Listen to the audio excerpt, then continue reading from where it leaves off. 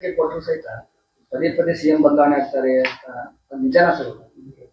CM ಬದಲಾವಣೆ ಆಗಲ್ಲ, ಅವರೇ ಇರ್ತಾರೆ.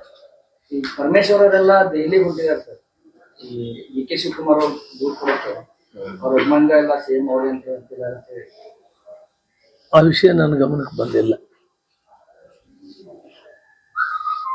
ಇವತ್ತಿನ ಕಾರ್ಯಕ್ರಮ ನನ್ನ ಹತ್ರ ಅವರು ಆ ವಿಷಯದಲ್ಲಿ ಚರ್ಚೆನೂ ಮಾಡಿಲ್ಲ. ಇವತ್ತಿನ ಕಾರ್ಯಕ್ರಮ ನಾವು ಕನ್ಸ್ಯೂಮರ್ಸ್ ಕೋರ್ಟನ್ನು ಈ ದಿನ ಪ್ರಾರಂಭ ಮಾಡ್ತೀವಿ. ಸುಮಾರು 7 ಜಿಲ್ಲೆಗಳಿಗೆ ಇದಕ್ಕೊಂದು ಪರಿಹಾರ ಸಿಗ್ತದೆ. ಕನ್ಸ್ಯೂಮರ್ಸು ಪ್ರಾಬ್ಲಮ್ಸ್ ಏನಿದೆ ಗ್ರಾಹಕರಿಗೆ, ಆ ಪ್ರಾಬ್ಲಮ್ಸ್ ನೇರವಾಗಿ ಈ ಕೋರ್ಟ್ಗೆ ಅವರು ಅರ್ಜಿ ಹಾಕಿದರೆ ಕೋರ್ಟ್ ಅದನ್ನು ಪರಿಶೀಲನೆ ಮಾಡ್ತದೆ, ಸರಿಯಾದಂಥ ನ್ಯಾಯ ಕೊಡ್ತದೆ. ಅದಕ್ಕೆ ಎಲ್ಲ ಕಡೆ ಕೂಡ ಈ ಗುಲ್ಬರ್ಗದಲ್ಲಿ ಲಾಸ್ಟ್ ಸಾರಿ ಮಾಡಿದ್ದೀನಿ, ಈಗ ಬೆಳಗಾಂನಲ್ಲಿ ಮಾಡ್ತೀನಿ. ಅಟ್ಲೀಸ್ಟ್ ಡಿವಿಷನಲ್ ಹೆಡ್ ಕ್ವಾರ್ಟರಲ್ಲಿ ಕನ್ಸ್ಯೂಮರ್ಸ್ ಫೋರಮ್ ಇದ್ದರೆ ಅವರೆಲ್ಲ ಬೆಂಗಳೂರಿಗೆ ಬರೋ ಕೆಲಸ ಇರಲ್ಲ. ಅವರು ಇಲ್ಲೇ ಅವರ ಅಹವಾಲುಗಳನ್ನು ಸ್ವೀಕರಿಸಿ ಅವ್ರಿಗೆ ನ್ಯಾಯ ದೊರಕಿಸಿಕೊಡೋದು ಮಾಡೋದಕ್ಕೆ ಇವತ್ತು ನಮ್ಮ ಜಿಲ್ಲಾ ಉಸ್ತುವಾರಿ ಸಚಿವರಾದ ಸತೀಶ್ ಜಾರಕಿಹೊಳಿ ಅವರು ಮತ್ತು ಈ ಭಾಗದ ಶಾಸಕರು ಮತ್ತು ನಾವು ಮತ್ತು ಲಕ್ಷ್ಮೀ ಹೆಬ್ಬಾಳ್ಕರ್ ಅವರು ಒಟ್ಟಿಗೆ ಸೇರಿ ಈ ಕಾರ್ಯಕ್ರಮವನ್ನು ಇವತ್ತು ಮಾಡ್ತಾ ಇದ್ದೀವಿ. ಇದಾದ ಮೇಲೆ ನಾನು 3 ಗಂಟೆಗೆ ಸುವರ್ಣಸೌಧದಲ್ಲಿ ನಮ್ಮ ಬೆಳಗಾಂ ರೆವಿನ್ಯೂ ಡಿವಿಷನ್ ಬರುವ ಎಲ್ಲ ಜಿಲ್ಲೆಗಳ ಡೆಪ್ಯೂಟಿ ಡೈರೆಕ್ಟರ್ಸು, ಆಮೇಲೆ ನಮ್ಮ ಇಲಾಖೆಯ ಮೌಲ್ಯಮಾಪನ ಇಲಾಖೆಯ ಅಧಿಕಾರಿಗಳು ಮತ್ತು ಫುಡ್ ಕಾರ್ಪೊರೇಷನ್ ಅಧಿಕಾರಿಗಳು ಎಲ್ಲರನ್ನೂ ಒಟ್ಟಿಗೆ ಕರೆದಿದ್ದೀನಿ. ಇಲ್ಲಿನ ಕಷ್ಟಗಳು ಏನಿದೆ ಎಲ್ಲ ಪರಿಶೀಲನೆ ಮಾಡಿ ಅದನ್ನು ಬಗೆಹರಿಸೋದಕ್ಕೆ ಪ್ರಯತ್ನ ಮಾಡ್ತೀನಿ. 5 ಗಂಟೆ ಅಷ್ಟೊತ್ತಿಗೆ ಮಾಧ್ಯಮ ಮಿತ್ರರನ್ನು ಕೂಡ ಕರೆದಿದ್ದೀನಿ. ಆಗ ನಿಮ್ಮ ಅಹವಾಲುಗಳು, ತಾವು ಸಾರ್ವಜನಿಕರ ವಿಷಯಗಳನ್ನು ಏನು ಕುಂದುಕೊರತೆಗಳು ಹೇಳ್ತೀರಿ ಅದಕ್ಕೆ ನಾನು ಹೇಳ್ತೀನಿ ಉತ್ತರ, ಮತ್ತು ಸರಿ ಮಾಡೋದಿದ್ರೆ ಸರಿ ಮಾಡೋಣ. ಬಹಳ ಮುಖ್ಯವಾದ್ದು ಕನ್ಸ್ಯೂಮರ್ಸ್ ಕೋರ್ಟ್ ಕಾರ್ಯಕ್ರಮ ಈ ದಿನ ಈ ಭಾಗದ 7 ಜಿಲ್ಲೆಗಳಿಗೆ ಅನುಕೂಲ ಆಗ್ತದೆ.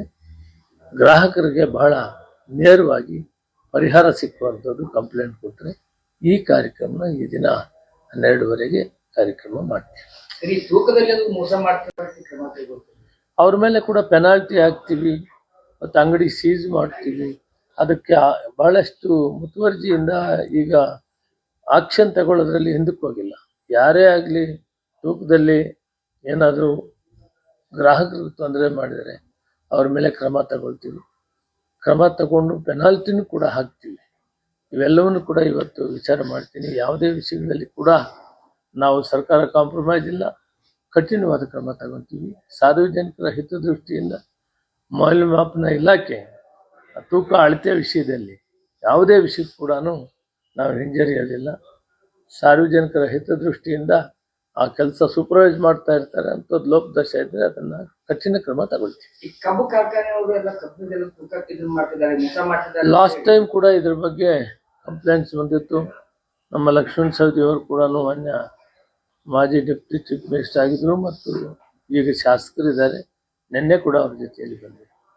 ಈ ಸಾರಿ ಅಂತೂ ನಾವೀಗಾಗಲೇ APMCಯಿಂದ ಈ ವೇಯಿಂಗ್ ಬ್ರಿಡ್ಜಸ್ಸನ್ನು ಮಾಡೋದ್ರ ಮುಖಾಂತರ ಪ್ರಾಮಾಣಿಕವಾಗಿ 1 kg ಕೂಡ ತೊಂದರೆ ಆಗಬಾರ್ದು. ಅದ ಕಡೆ ಕಬ್ಬು ಕಟಾವು ಮಾಡೋ ರೈತ ಕಾರ್ಮಿಕನಿಗಾಗಲಿ ಅಥವಾ ಕಬ್ಬು ಬೆಳೆದಿರೋನಿಗಾಗಲಿ ಯಾವುದೇ ಥರವಾದ ತೂಕದಲ್ಲಿ ವ್ಯತ್ಯಾಸ ಆಗಕೂಡದು ಅಂತ ವಿಶೇಷವಾಗಿ ಮಾನ್ಯ ಮುಖ್ಯಮಂತ್ರಿಗಳು ಸಿದ್ದರಾಮಯ್ಯನವರು ಇದಕ್ಕೆ ಹಣವನ್ನು ಕೂಡ ಒದಗಿಸಿದ್ದಾರೆ.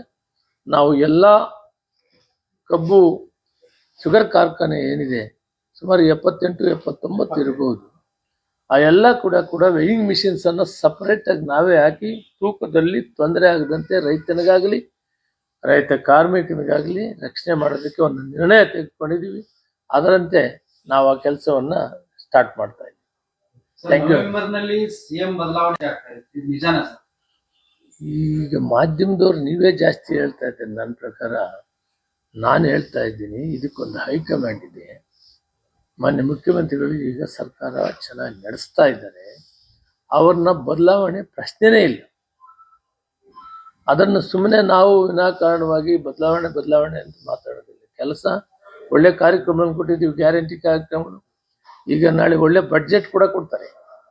ಆ ಸಾರ್ವಜನಿಕರ ಹಿತದೃಷ್ಟಿಯಿಂದ ಕೆಲಸ ಒಳ್ಳೇದು ಮಾಡ್ತಾ ಇದ್ದಾರೆ. ಬದಲಾವಣೆ ಪ್ರಶ್ನೆ ಇಲ್ಲ. ಕಾರ್ಯಕರ್ತರು ಮುಂದಿನ ಸಿಎಂ ಡಿ.ಕೆ. ಶಿವಕುಮಾರ್ ಅಂತ ಅಲ್ಲಿ ಘೋಷಣೆ ಆಗ್ತಾ ಇದ್ದಾರೆ, ಕೆಲವೊಂದ್ ಕಡೆ ಸತೀಶ್ ಜಾರಕಿಹೊಳಿ ಅಂತ ಆಗ್ತಾ ಇದ್ದಾರೆ. ಅವರಿಗಾಗಲೇ ಪ್ರದೇಶ ಕಾಂಗ್ರೆಸ್ ಸಮಿತಿ ಅಧ್ಯಕ್ಷರಾಗಿ, ಡೆಪ್ಟಿ ಚೀಫ್ ಮಿನಿಸ್ಟರ್ ಆಗಿ ಕೆಲಸ ಮಾಡ್ತಾ ಇದ್ದಾರೆ. ಆ ವಿಷಯ ಈಗ ನಮ್ಮ ಮುಂದೆ ಇಲ್ಲ. ಅದು ಹೈಕಮಾಂಡ್ ಬಿಟ್ಟಂತ ತೀರ್ಮಾನಗಳು. ನಾವು ಯಾರು ಕೂಡ ಅದ್ರ ಬಗ್ಗೆ ಪ್ರಸ್ತಾಪ ಮಾಡುವಂಥದ್ದು ಇದು ಸಂದರ್ಭ. ಆರ್ ಅಶೋಕ್ ಅವರು ನವೆಂಬರ್ 16ಕ್ಕೆ ಡೆಡ್ಲೈನ್ ಫಿಕ್ಸ್ ಆಗಿದೆ, ಸಿಎಂ ಬದಲಾವಣೆ ಆಗ್ತಾರೆ ಅಂತ ಹೇಳ್ತಾರೆ. ಅದು ಹೇಳೋರ್ಗೆ ಗೊತ್ತಿದೆ, ನನಗೆ ಗೊತ್ತಿಲ್ಲ. Thank you.